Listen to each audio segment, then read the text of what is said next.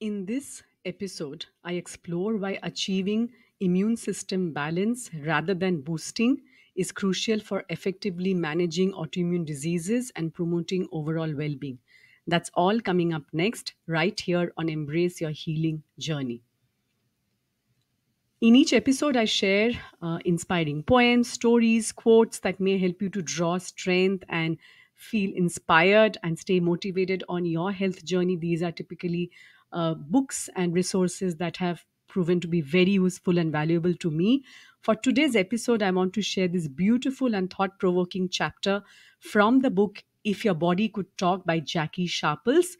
It's an amazing book where each chapter is written from the point of view of a woman's body and is meant for that particular person and focuses on various themes. So each chapter is written to that particular woman with her name. So it's a beautiful book. I highly recommend it. And this chapter is for Megan. So, this is what her body says to her. Dear Megan, you said something tonight that I've heard you say so many times before. I am all or nothing. I can see that you're like this. Either you're all in, doing it 100%, or you're completely off, doing nothing. You get obsessed with things. You commit, you overcome it, you get consumed, but only for a small period of time. And then, as soon as something comes along that gets in the way, you hit the off switch. Is being all or nothing working for you? Do you think those two choices are the only two options you should lock yourself into? The problem with this being all or nothing is that it's really hard to be all because you're busy and life gets in the way. And the minute this happens and you're not 100% compliant with the rules, you just throw the towel in. You're off, you're nothing. And so, because it's too hard to be all, you usually end up being nothing. I'm not saying that it is wrong to try and be all in. I'm saying that maybe a more balanced approach will get you more results. What if there was another option? What if you were all or something instead? Don't they say that something is better than nothing? Well, maybe it is. Love always your body. I think this is such a beautiful, and refreshing perspective, don't you? And I think it is also linked with what I'm covering in today's episode. Like we get so obsessed with, boosting, hacking, cracking. I find that we often, get a wrong message. So, for example, that I find it strange that we keep talking about boosting our immune system, hacking something, because I feel that it often gives us the impression, that the immune system is actually weak or we need to overpower it, all those kind of things. Because boosting has several meanings, and some of them are to increase or improve something, to push or shove up from below, to encourage or assist. Now, this is fine, but I often find that this rise to the misconception, as I mentioned, that the immune system is somehow weak, and as a result, the body is broken in some way, right? That leaves most of us feeling helpless and disempowered to really do anything about our health. So that's not really helpful, and that's actually being. We feel that because we can't be all in, and there's not much sense, we actually become doing being nothing. Like we don't end up doing something like this poem talked about. So, what if instead we found ways to support our immune function? What if we found out why our immune system is behaving in this manner? Why is it producing antibody towards our own body tissues? And what if we realize that the most important role of our immune system is to assess and tolerate, right? So this means that healthy immunity is when your immune system is constantly surveilling the status of your body. It's constantly figuring out what is a threat, what is not, constantly looking for threats in your environment and then responding to what could be a threat, but not otherwise. At all other times, it's supposed to remain appropriately tolerant. That's actually your immune system's most important role. So, our immune system is playing the role of a detective as well as a defensive agent when necessary, and is looking for the combination of signaling that a threat is both a stranger and a danger. So it's basically trying to assess, right, whether I should react or I should embrace it like a friend. We of course want our immune system to identify a threat as being a stranger that is not from our own bodies, because this would protect us against the immune system attacking itself. That's what happens. This is what goes wrong in the case of autoimmune conditions, because we have all sorts of different tissues in the body, and we also want foreign things to be accurately identified, foreign threats to be accurately identified. But on the other hand, we also want our immune system to appropriately respond to something that is actually dangerous. This is what keeps the immune system from being overreactive or hyperreactive. That's when the immune system is healthy. This is actually a healthy immune system, right? And we don't want it to be either of these extremes. In fact, what you need to ask yourself is this question: is your immune system playing detective or defender?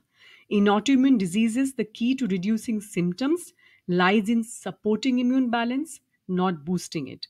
So, you may be experiencing a wide range of symptoms related to your condition. So, depending on which tissues or organs are being targeted, and depending on which organs is targeted, which issue, that's the name given to that autoimmune condition. Actually, contributing to the confusion that is typically always already there, because most people don't realize that these autoimmune conditions, and there are more than 100 of them at last count, are actually all connected, because at the root of these conditions lie immune dysregulation. So, for example, you have rheumatoid arthritis, you might have joint pain, stiffness, swelling, and fatigue as your major symptoms. If you have lupus, on the other hand, you might have skin rashes, joint pain, fever, and sensitivity to light as your major symptoms.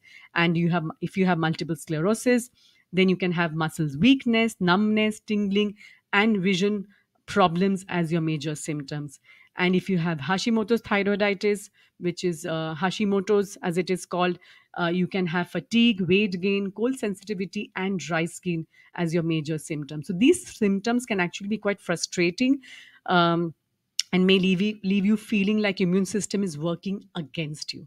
As I said, it depends on which organ is actually being targeted, and it makes us feel quite helpless when we think of immune system is attacking our own body. But as I said, it's important to understand that the root of these symptoms is not a weak immune system that needs to be boosted, uh, or hacked, or suppressed, but rather an imbalanced immune system response that has lost its ability to tolerate its own tissues. And actually, the flip side in the case of autoimmune conditions, that we talk a lot about suppressing immune system as well. So we don't want any of these extremes, right? We neither do we want to suppress or look at it as boosting. We actually want to bring it back into balance. So a healthy balanced immune system should of course be constantly surveilling your body and your environment the vast majority of the time.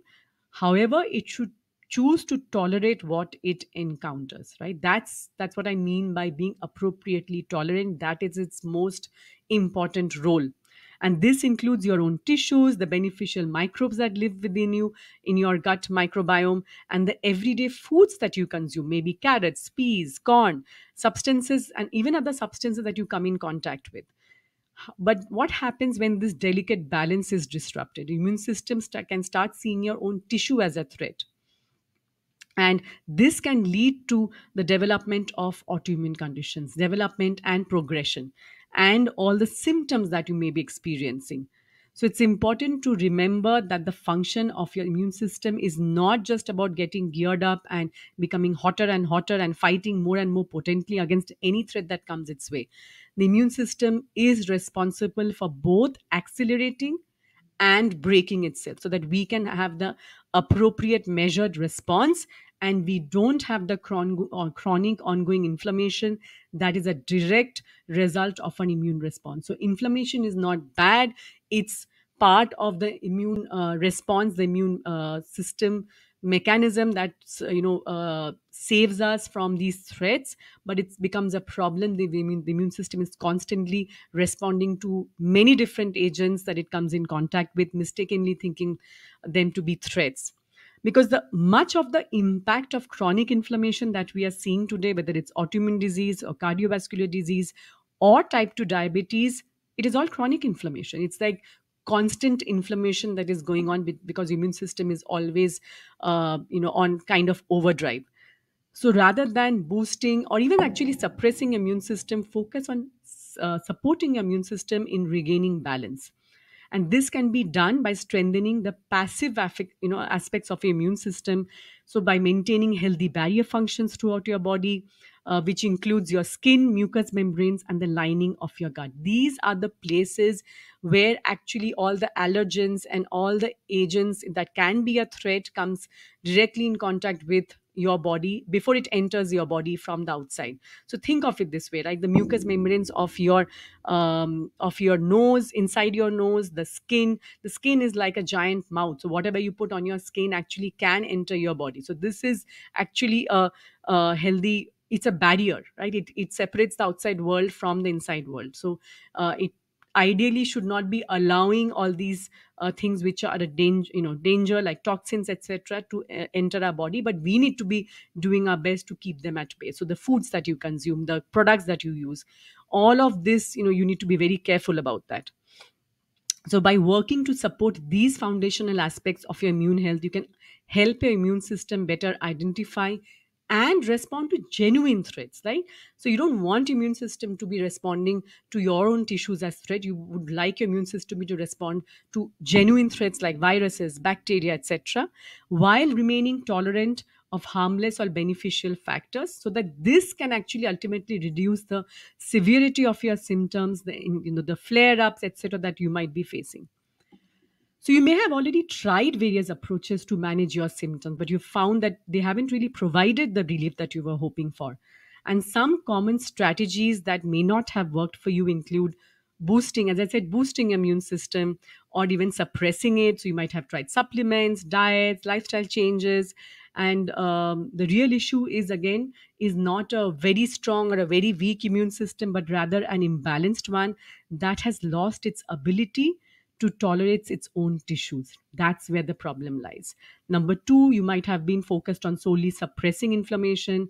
And again, this is typically done with medications, anti inflammatory medications, or even supplements. And they can provide temporary relief, but they may not help the immune system regain its ability to tolerate your own tissues in the long run. So it's not that you can't do this, and sometimes medication supplements of course are necessary and should be taken, but you need to understand what's really going on and how to address the real root causes. Also, eliminating multiple food or food groups. A lot of people end up doing this because they feel so poorly after consuming these foods, and they can of course be helpful, and certain things need to be avoided, such as with celiac disease and gluten, for example. But overly restrictive diets can lead to nutrient deficiencies and again may not address the root causes. So, this is something that I find to be quite common. I had a client with many different symptoms, and she was hardly eating any wholesome foods when she came to me, because she had so many gut symptoms, so many issues, that she had started taking off her foods and then there was not much left. And that was not a good place to be, because then you don't even get the nutrients that you need to function optimally, to create energy. So you're dealing with fatigue, hair loss, so all of this, which doesn't really support your body's healing process. And as I discussed earlier, immune system, because it's so strong, is always actually responding with one foot on the accelerator and one foot on the brake at the same time. So it has these mechanisms in place. Your role is to support your body so that it can do its job properly. So this means that when your immune system responds to a threat, it releases inflammatory mediators, cytokines, which are protein molecules that promote inflammation, and this counteracts the threat. So this helps you to survive. But your immune system will also go ahead at the same time and secrete anti-inflammatory cytokines, at the appropriate time, and other mediators to make sure that this immune reaction will be contained.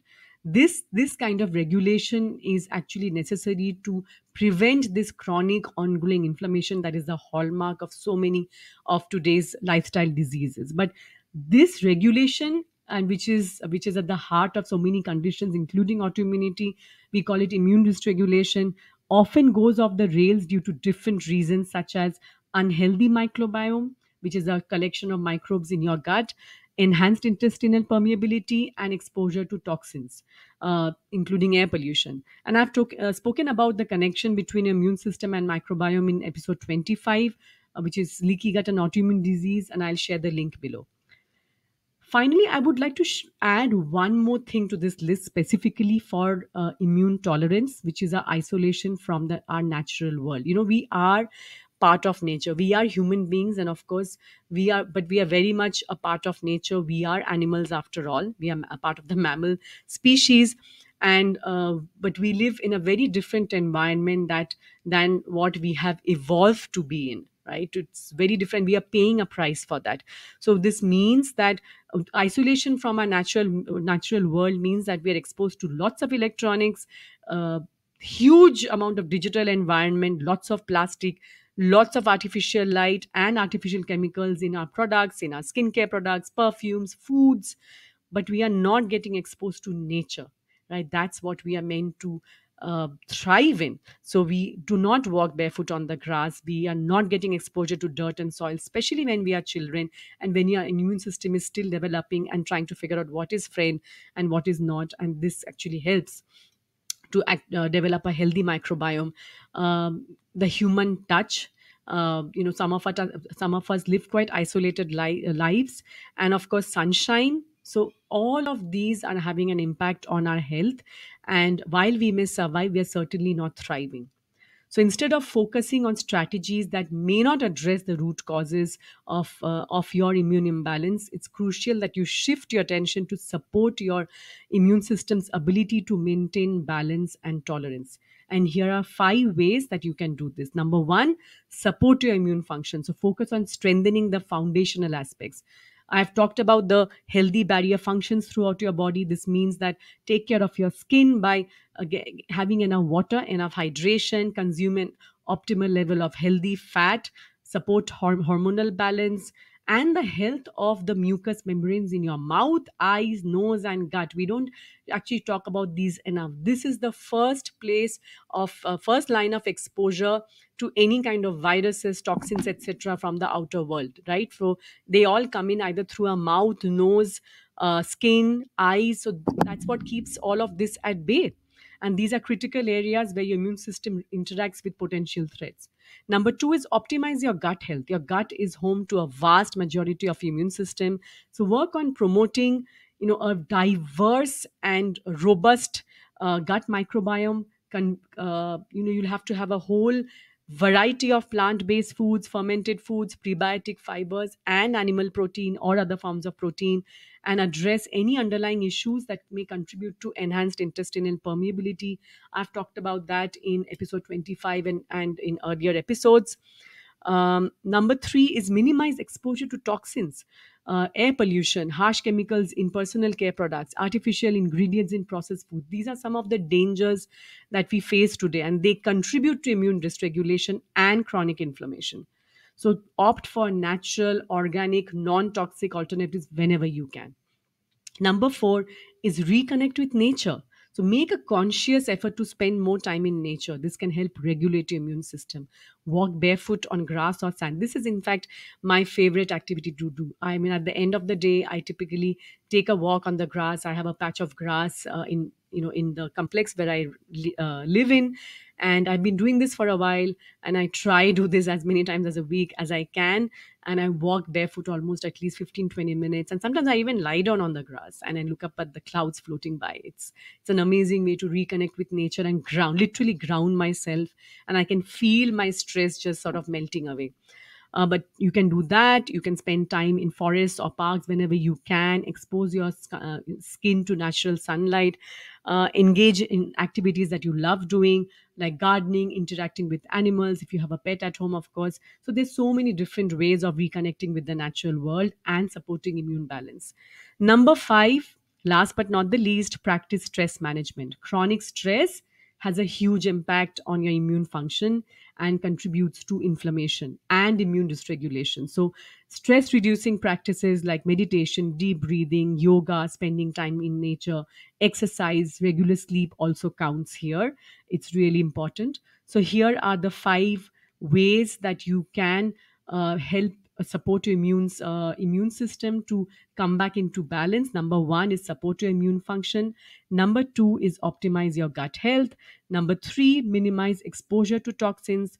Number 4, reconnect with nature. Number 5, practice stress management. So, by focusing on all these foundational aspects, you actually create an environment where your immune system can regain its balance. And it's actually helps to lower inflammation, lower the symptoms. This have I've seen happen without fail. This is how it works. And because it actually addresses the root causes of immune dysfunction rather than simply targeting symptoms. And this is why it works. So, the journey to immune balance and symptom relief may take time and patience, but consistently implementing these strategies and working with somebody who understands, whether it's a functional medicine health coach or a practitioner or any other practitioner who is well versed with all of this, with a holistic approach, can help you make significant progress in your healing journey.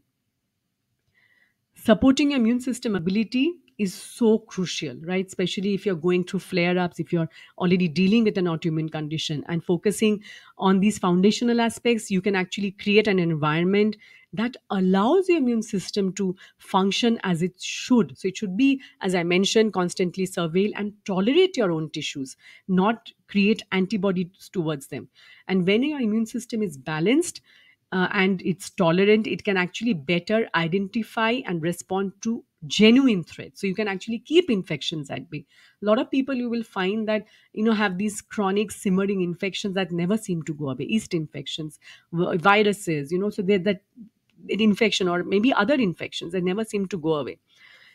And the holistic approach actually addresses the root cause, and this actually brings in long lasting symptom relief. So, prioritizing immune balance is really important, because that is when you start experiencing the benefits of a well functioning immune system.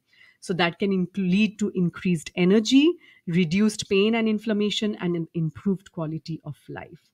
And I want you to have that too. If you have any questions, you can connect with me on Instagram at the rate Anindita Rungta. Thank you so much for joining me today for this episode of Embrace Your Healing Journey. I just opened up 10 spots for a free call with me over the next 2 weeks. These are some couple of spots that have become available in my signature 6-month coaching program, Healing for Within, for women with autoimmune and other chronic conditions. If you would like to know more about that and get a clear roadmap for your healing journey and know what your next steps should be, then head to aninditarungta.com/call. That's aninditarungta.com/call and grab one of those spots on my calendar. Or you can head to the link below. In the next episode, I will talk about 5 proactive steps that you can take while seeking an autoimmune disease diagnosis. Don't miss it. Your body knows how to heal. Are you ready to support it?